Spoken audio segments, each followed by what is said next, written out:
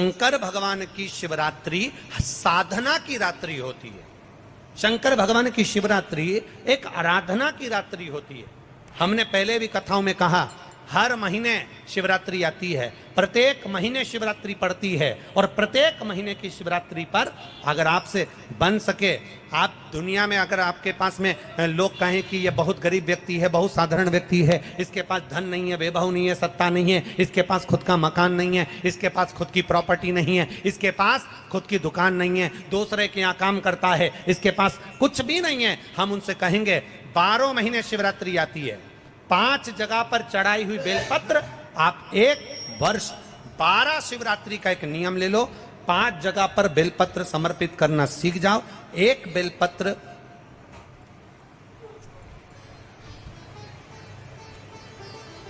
ये शिवलिंग, ये जलाधारी, बहुत ध्यान से देखना, ये चरण जहां से जल नीचे गिरता है, गणेश जी का स्थान, कार्तिकेय जी का स्थान, यह हस्तकमल, माता पार्वती जी का हाथ हस्तकमल, शिवलिंग, भगवान शंकर का स्थान। ऊपर से जो एक एक बूंद जल शिवलिंग के ऊपर गिर रहा है, शंकर भगवान की 5 बेटियां, जया, विषहरा, शामरीबारी, दौतली, देव। बीच में जो एक मोटी सी लाइन है वो शंकर भगवान की छोटी लड़की, क्या नाम है? अशोक सुंदरी। ये पूरे शिवलिंग का वर्णन। 5 जगह पर बेलपत्र, 5 स्थान पर बेलपत्र, 12 महीने की शिवरात्रि। आप दूसरे के यहाँ काम कर रहे हो, नहीं है नौकरी, नहीं है काम, दूसरे के मकान में रह रहे हो, खुद का मकान भी नहीं, खुद का प्लाट भी नहीं, खुद की प्रॉपर्टी भी नहीं, बहुत संघर्ष की जिंदगी जी रहे हो, ठेला धका रहे, लॉरी चला रहे, गाड़ी चला रहे, ऑटो चला रहे, अपने लिए करने का प्रयास करना। घर में जितने सदस्य हैं, 12 महीने शिवरात्रि आती है, एक बेलपत्र अशोक सुंदरी वाली जगह पर, डंडी का मुंह नीचे की ओर। दूसरी बेलपत्र माता पार्वती जी के हस्त कमल पर, ये 2 पत्ती जो होती है, इस पत्ती के 2 भाग शिवलिंग के बीच में हो। तीसरी बेलपत्र भगवान शंकर के शिवलिंग पर, डंडी का भाग आपके विपरीत दिशा में हो, विपरीत दिशा में। चौथी बेलपत्र भगवान शंकर का जहां से जल बहकर जाता है, जमीन पर जो जल बहता है, जमीन पे से जो जल बहकर जाता है, चौथी बेलपत्र उस जमीन के जल पर जहां से वो पानी बहकर जा रहा है, पूरे शिवलिंग को छोड़कर जहां से पानी जमीन पर बहकर जा रहा है उस स्थान पर। और 5वीं बेलपत्र नंदी का जो पांव ऊपर उठा हुआ है, उस पांव के पास में 5वीं बेलपत्र समर्पित करना।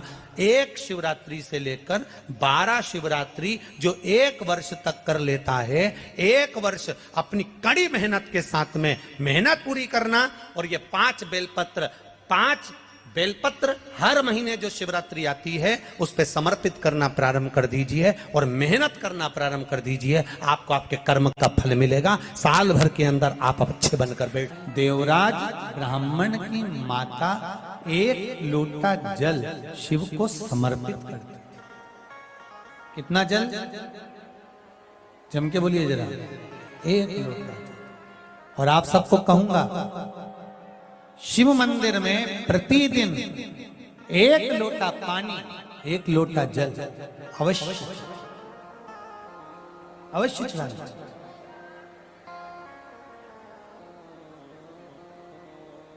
एक लोटा पानी भगवान शंकर को अवश्य। क्या होता है?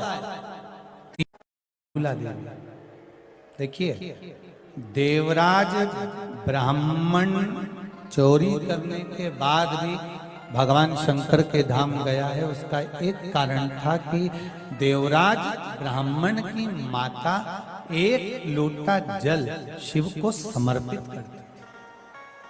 कितना जल? जम के बोलिए जरा। 1 लोटा।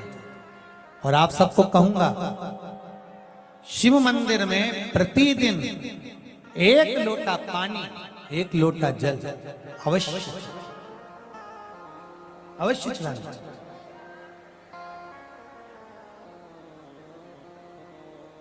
एक लोटा पानी भगवान शंकर को अवश्य। क्या होता है? 3 दोष समाप्त होते हैं 1 लोटा पानी शिव जी को चढ़ाने से। 3 दोष। पहला पितृदोष, दूसरा वास्तु दोष और तीसरा कालसर्प दोष। जब हम घर में से जल लेकर जाते हैं तो हमारे घर का पानी जब जाता है तो घर का जो वास्तु केंद्र होता है वो रसोई घर होता है। रसोई घर में से जल ले जाकर शिव जी को चढ़ाते हैं तो उससे वास्तु दोष समाप्त होता है। दूसरे नंबर पर है पितृदोष। घर का जो मटका होता है, परिंडा होता है, हंडा होता है, वो पितरों का स्थान होता है। उस पितरों के स्थान पर जो जल भरा होता है उसमें से अगर भाग भगवान शिव को चढ़ाया जाए तो पितरों का देवता आर्यमा भगवान शंकर के कहने पर चलता है। इसलिए वो भाग जब शिव को प्राप्त होता है तो आर्यमा संतुष्ट होकर पितरों को भी फल प्रदान करता है। तीसरे नंबर पर कालसर्प दोष। भगवान शंकर को एक लोटा पानी अगर चढ़ा रहे हो, भगवान शिव पर एक लोटा पात्र जल का अगर चढ़ा रहे हो तो आपका काल सर्प दोष समाप्त। काल सर्प दोष होता कैसे? शंकर भगवान का चढ़ा हुआ जल तुलसी जी में चढ़ाने से पत्रिका में काल सर्प दोष हो जाता है। जैसे माँ जो होती है ना, घर की जो माँ होती है, अगर गर्भ में बच्चा है, गर्भ में संतान है और वो शिव जी पर अगर एक लोटा पानी जैसे शंकर जी पर जल चढ़ाया, थाली में सारे भगवान को निला लिया, गणेश जी, देवी जी, शंकर जी, सारे देवताओं को एक ही थाली में रखकर स्नान कराकर वो शंकर का चढ़ा हुआ जल जब चढ़ाया जाता है तुलसी जी में ले जाकर लोग डाल देते हैं, उससे जो बच्चा जन्म लेता है उस बच्चे की पत्रिका में काल दोष आ जाता है।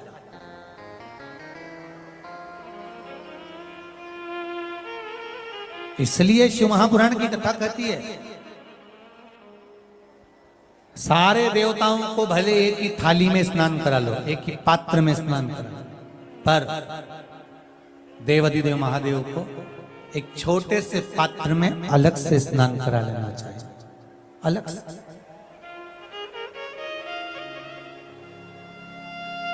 और उस पात्र का जल शिव जी को समर्पित करा हुआ जल तुलसी जी में नहीं डालना। तुम्हारे घर में जो पौधा हो आप उसको उसमें समर्पित कर। जैसे बेलपत्री चढ़ाने के बाद जल चढ़ाना या जल चढ़ाकर बेलपत्र चढ़ाना। एक पत्र है, बड़ा सुंदर है, छोटा सा भाव, प्रश्न अच्छा है, आप सबके हित का।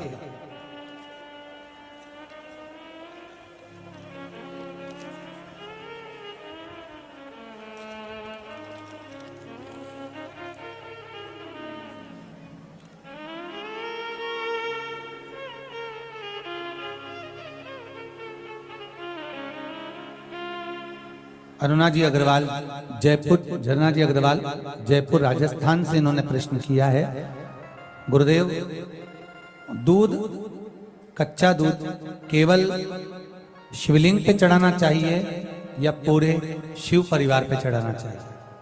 प्रश्न अच्छा है। और शिव महापुराण की कथा रुद्राक्ष उत्सव चल रहा है तो आप उसको समझें। दूध केवल शिवलिंग पे चढ़ाना चाहिए या जो शिवलिंग के आसपास में सभी परिवार विराजमान होता है उस पे भी चढ़ाना चाहिए? अगर लिंग पुराण आप उठाकर देखेंगे तो लिंग पुराण में एक बड़ा सुंदर संवाद आता है जिसमें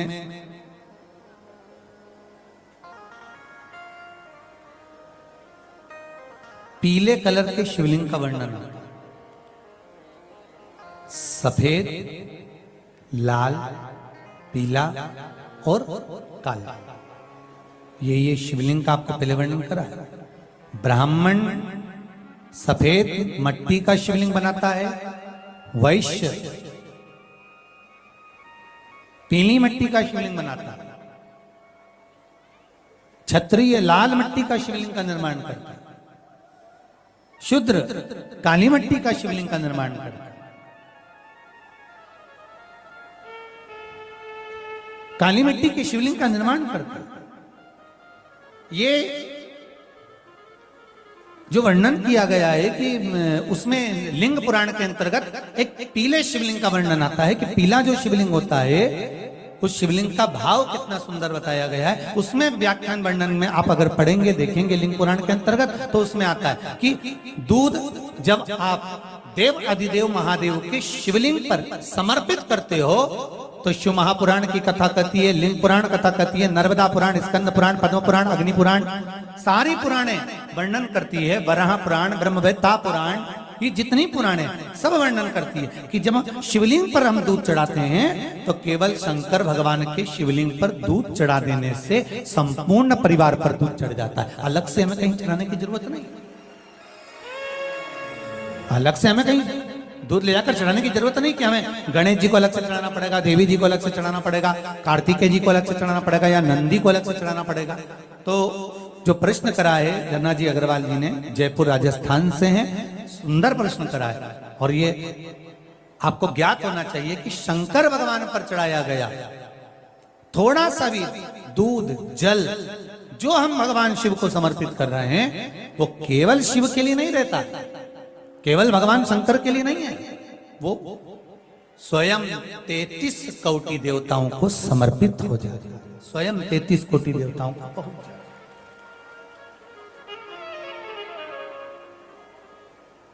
अलग से देने की जरूरत नहीं होती।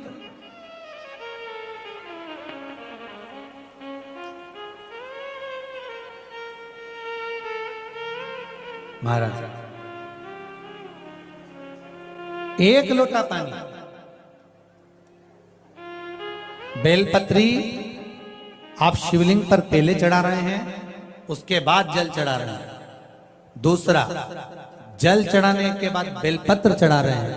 ये दो अलग अलग क्रम है शंकर भगवान की पूजन के। आप समझ लीजिएगा जरा, ये प्रसंग कभी नहीं आया, आज आया है तो उसको समझ।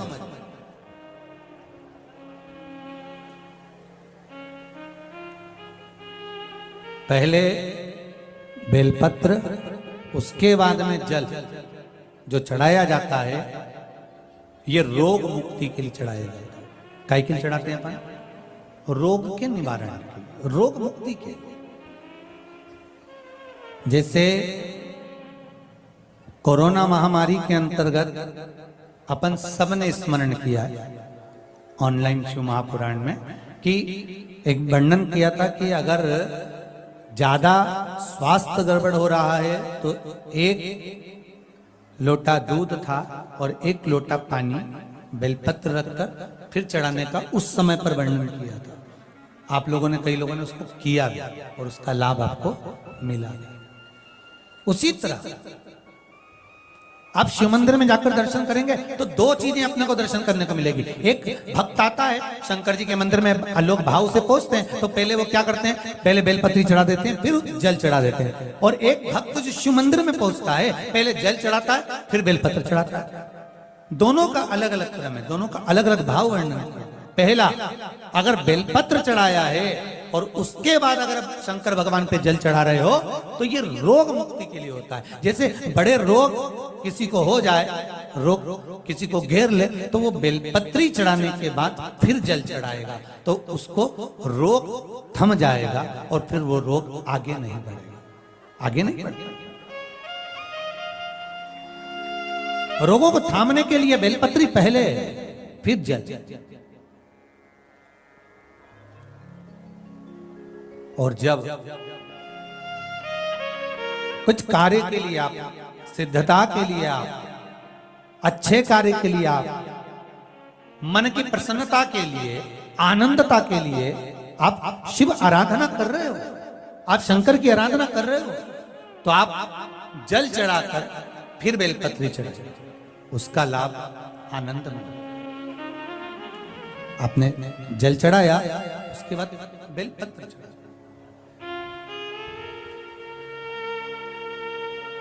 बस एक बात का स्मरण आपको होना चाहिए शिव महापुराण का कि जब भी आप भगवान शंकर को बेलपत्र चढ़ाते हैं, बेलपत्र समर्पित करते हैं, बेलपत्र समर्पित करते समय प्रयास करा करें कि ये बेलपत्र को जब भी आप समर्पित करें, प्रयास करें कि बीच की जो पत्ती होती है बेलपत्र की, मध्य की जो पत्ती होती है, उसको अंगुष्ठ से पकड़ा जाए। उसके बाद में आप फिर बेलपत्री को शिव पर समर्पित करें, प्रयास करिए। बेलपत्र जो हम भगवान शंकर को समर्पित करते हैं, उसका मध्य जो भाग होता है, बेलपत्री का जो 3 देवताओं का मध्य जो भाग होता है, उसको पकड़कर बेलपत्री को शिव को समर्पित करना चाहिए।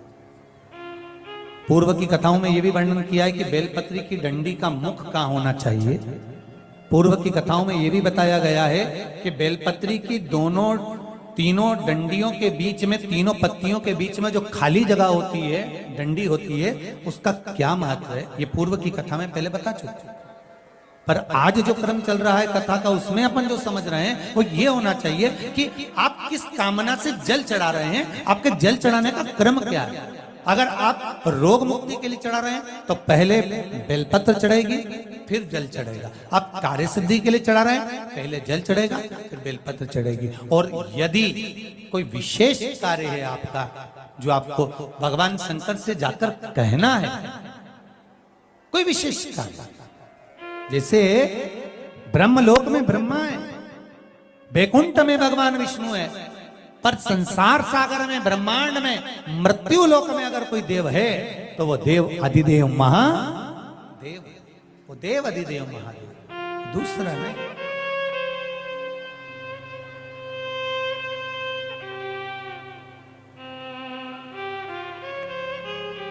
कोई दूसरा नहीं है।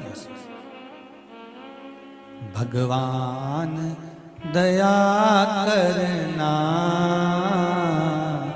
मैं तेरे भरोसे हूँ।